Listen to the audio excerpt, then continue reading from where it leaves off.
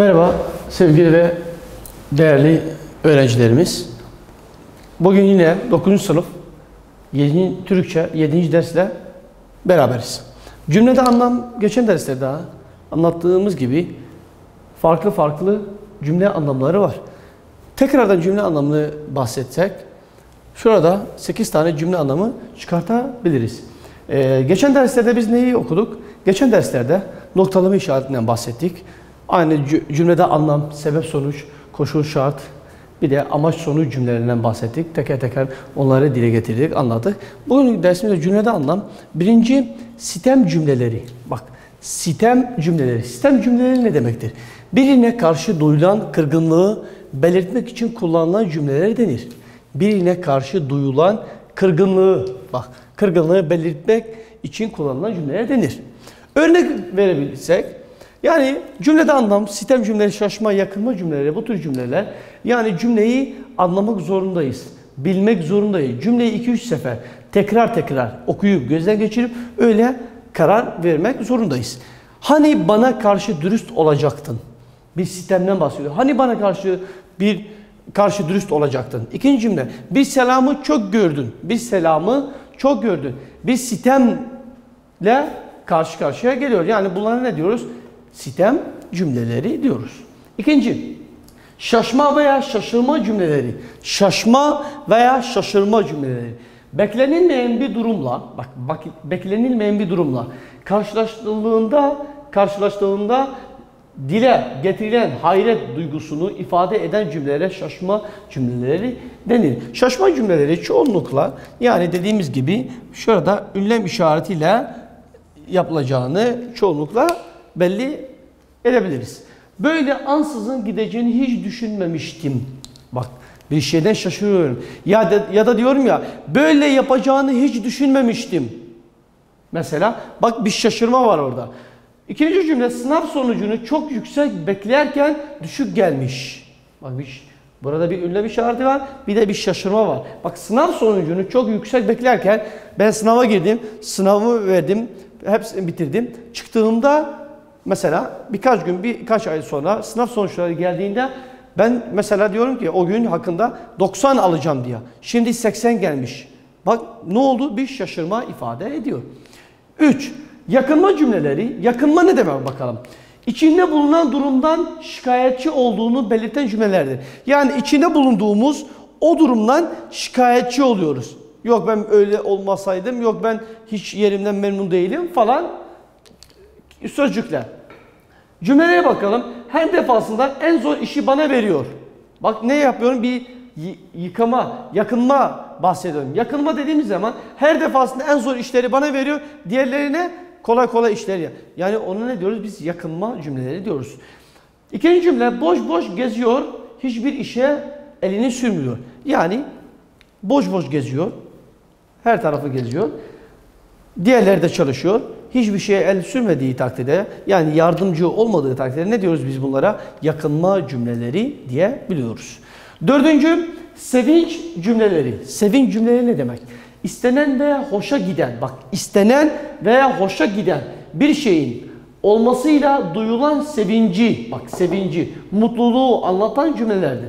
İstenen veya hoşa giden, bir şeye hoşlanıyorum, seviyorum yani. Bir şeyin olmasıyla duyulan sevinci, yani mutluluğu anlatan cümlelerdir. Örneğin, içim sevinç dolu, annemin yanına gidiyorum. Bak, içim sevinç dolu, çok sevinçliyim, çok mutluyum. Bunları ne diyoruz? Sevinç cümleleri diyoruz. İkinci cümle, sizleri görünce çok mutlu oluyorum. Bak, burada ifade ettiği gibi mutluluğu ya da sevinci olduğu takdirde biz bunları ne diyoruz? Sevinç cümleleri diyoruz. Beşinci, özlem cümleleri adı üzerlerinde, yani cümleleri bildirdikleri zaman adları üzerinde. Özlem cümleleri, özlem duyulan cümlelerdir. Yani bir şeye özlem ya da hasret bildiriyoruz. Nerede çocukluğumuzun dertsiz, tasasız günleri. Bir şeyi özlüyoruz. Nerede çocukluğumuzun, yani çocukken dertsiz, tasasız günler, yani dert olmadığı, tasa olmadığı, hiç kimsenin aklına hiçbir şeye takmadığı bir çocukluk keyfiydi. Diğer bir cümle, nerede o eski bayramlar? Hani önceki derslerde bahsetmişiz. Eski bayramlar her zaman güzeldi. Niye? Bizi çocukluğumuzu hatırlatıyor. Yani büyüdükçe o çocukluk duygusu kalmadığı için o zamanlar hep geziyoruz, seviniyoruz. O zaman ne yapıyoruz burada? Nerede o eski bayramlar? Bir özlem duygusu içerisindeyiz. 6. Öfke cümleleri. Öfke, sinir.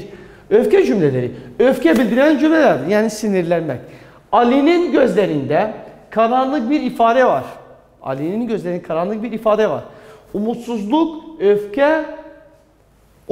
öfke karışımı bir şey. Ne diyor? Ali'nin gözlerinde öyle öfkelenmiş, öyle sinirlenmiş ki gözünden belli umutsuzluk, öfke karışımı bir şey. Yani bir şeye sinirleniyorsun, öfkeleniyorsun. Bu cümlelere bahsettiğinde ne diyoruz? Öfke cümleleri diye biliyoruz. Bizde de 7. ve 8. cümleleri anlatalım. Bunları silelim. Onları da yazalım.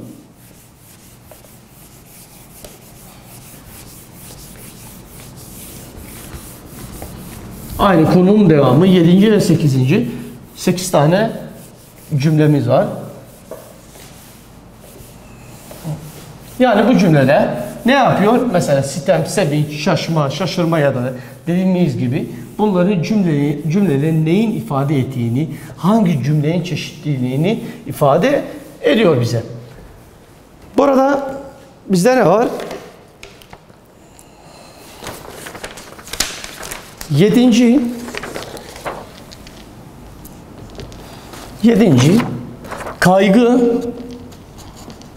Kaygı ya da endişe diyebiliyoruz. Endişe cümleleri.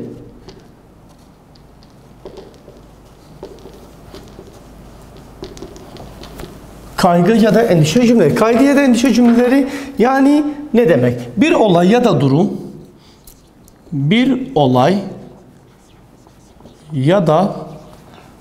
durumun kötü bir şekilde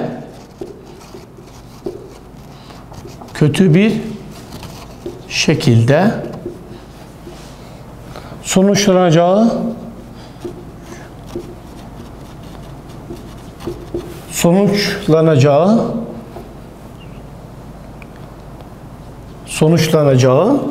düşüncesini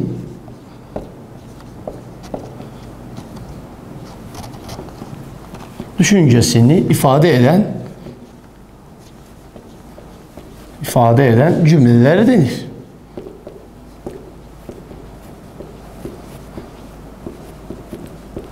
Yani kaygı, endişe cümleleri ne demek? Bir olay ya da durumun kötü bir şekilde sonuçlanacağı düşüncesini ifade eden cümlelere denir. Şurada örnek diye yazsak,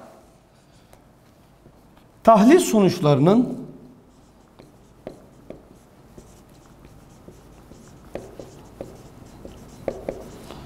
kötü çıkmasından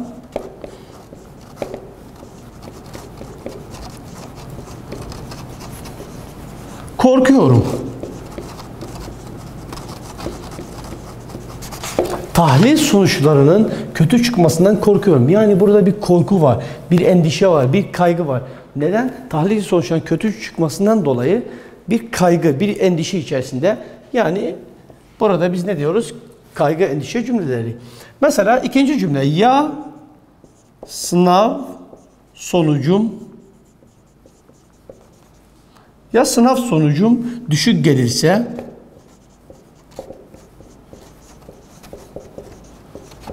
bak, ya sınav sonucum düşük gelirse bu tür cümlelere ne diyoruz? Kaygı, endişe. Yani bir korku içinde, bir endişe içerisinde bunlara biz kaygı, endişe cümleleri diyoruz. 8. en son cümle pişmanlık.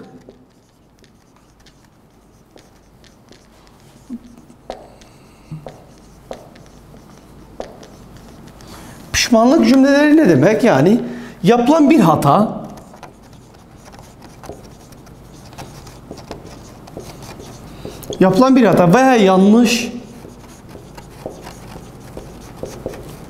veya yanlış sonucunda veya yanlış sonucunda duyulan üzüntüyü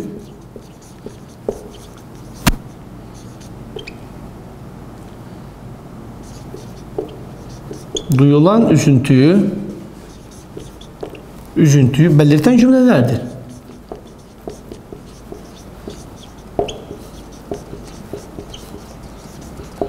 Yani pişmanlık, yapılan bir hata, pişman oluyoruz. Pişmanlık duyulan. Yapılan bir hata veya yanlış sonucunda duyulan üzüntüyü belirten cümlelerdir. Örnek diye yazsak, örneğin keşke ona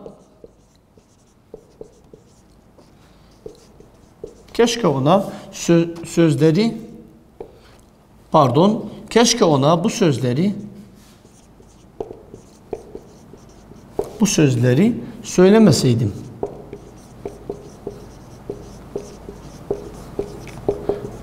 Yani ne diyor burada? Pardon. Keşke ona bu sözleri söylemeseydim. Yani bir pişmanlık içinde. O zaman bir üzüntü ya da bir hata içerisinde olduğu için biz bunlara ne diyoruz? Pişmanlık cümleleri diyoruz. Bir en son cümleyi de yazalım. Bilseydim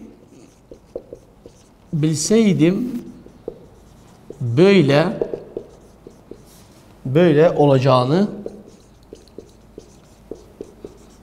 ona izin vermezdim. Ne diyor burada? Bilseydim böyle olacağını ona izin vermezdim. Yani bir pişmanlık içinde, bir hata veya yanlış sonucunda duyulan üzüntüyü belirten cümlelerdir. Keşke ona bu sözleri söylemeseydim. Keşke, bak, bir pişmanlık. Bilseydim böyle olacağını ona izin vermezdim. Bu da bir pişmanlık içerisinde. Yani cümleden anlatım bahsettiğimiz gibi cümleden neyimiz var? Birinci, sistem cümleleri. Bir şeyi sistemleyen. İkinci, şaşma veya şaşırma cümleleri. 3. Yakınma cümleleri. 4. Sevinç cümleleri. 5. Özlem cümleleri. Burada 6. Öfke cümleleri. 7. Kaygı endişe cümleleri. 8. Pişmanlık cümleleri olarak bizde 8 çeşit cümlelerin çeşitleri bulunmaktadır. Burada sayfa 185. 185'te 8. etkinlik A, aşağıdaki cümlelerin hangi duyguyu yansıttığı kutuda seçerek cümleleri yanlarında verilen boşluklara yazınız. Şöyle açıklayalım 8. etkinlik.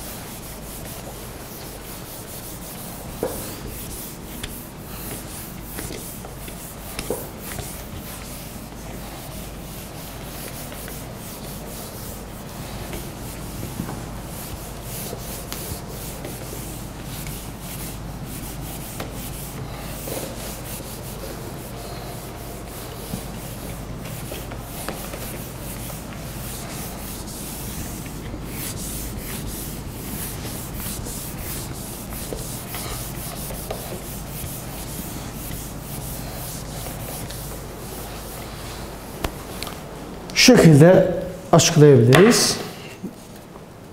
Bizde ne var? 8. etkinlik. 8. etkinlikte 8. şöyle yazalım. 8. etkinlik.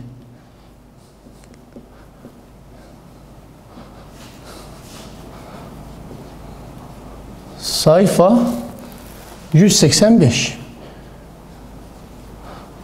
Sayfa 185'te cümleleri teker teker yazalım.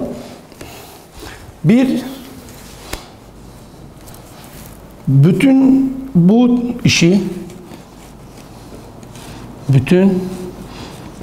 işi tek başına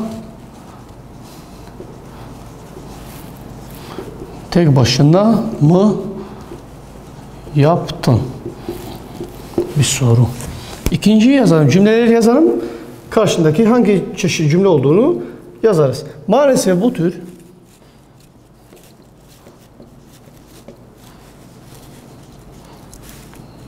bu tür insanlar gerçekleri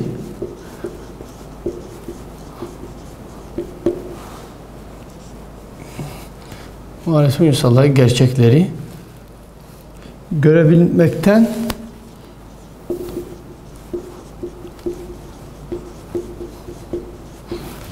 uzaktır.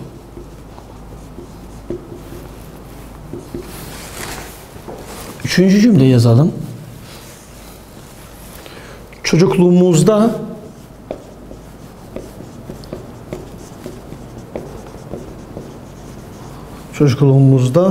ne güzel şarkılar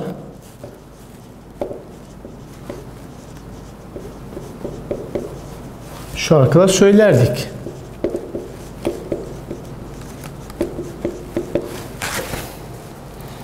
Dört, bana neden haber vermedin? Bana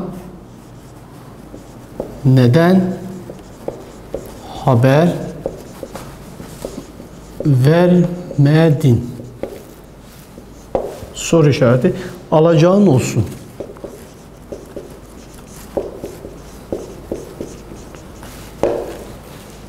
Pardon. 5. Keşke her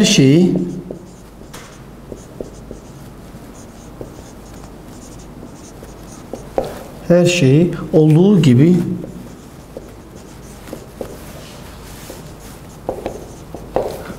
gibi anlasaydım.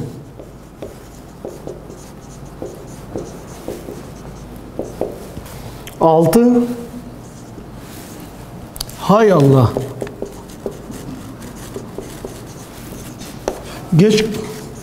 Geç kalmazdı.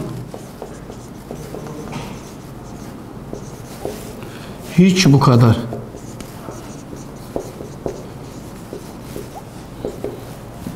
7. Yeter artık.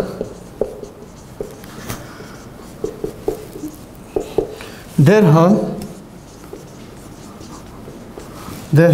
odana gidiyorsun. Ve odana gidiyorsun ve ödevlerini yapmaya başlıyorsun. 10. etkinlikte bulunan cümleleri şimdi hangi çeşit olduğunu yapacağız. Yaşasın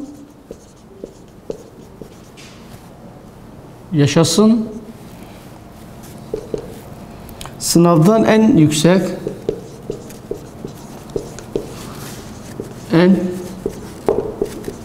yüksek puanı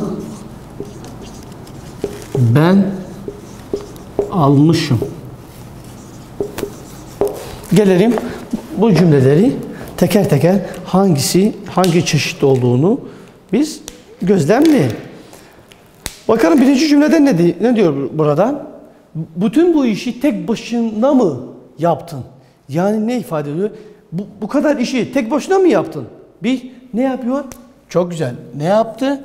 Şaşırma.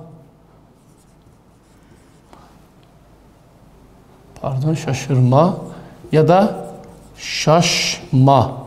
Şaşırma ya da şaşma diyebiliriz. İkinci cümlede maalesef bu tür insanlar gerçekleri görebilmekten uzaktır. Maalesef bu tür insanlar gerçekleri görebilmekten uzaktır. Yani ne ifade ediyor? Aferin, çok güzel. Bir sitem ifade ediyor. Bir sitemden ifade ediyor. 3.